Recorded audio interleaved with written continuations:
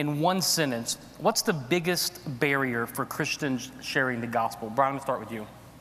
I think one of the biggest barriers to people sharing the gospel is that they actually do not believe good theology in the way that they live their life. I think if we really truly believed who God was, the reality of hell, the reality of heaven, that Christ is the only way, then I think that would change the way that we lived our lives as far as sharing the gospel. Aaron? Yeah, I think sometimes we feel inadequate. Maybe how do we share with an agnostic or an atheist or maybe a Muslim friend at work? And so our inadequacy leads to an inaction, and we don't share the gospel because maybe we feel like we don't know how. Mike? Yeah, I always think of focus. The reason we're not sharing is we're not focused. It's this inadequacy, this apathy all adds up.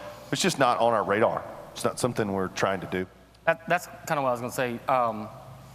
If I'm honest, just me personally, but just in general, people, followers of Christ, I just think there's an apathy. I mean, sometimes we just don't care, or we don't orient our lives in a way that we're being intentional about sharing the gospel. I would also say, even just a lack of discipleship. I mean, we've not been trained, we've not been taught to obey God's word, therefore to understand the theology that He has given us, and we just have a lack of discipleship. Those are some things. Yeah, I mean, it's almost as if genuinely at core, I mean, do we really believe that person in our family's going to hell?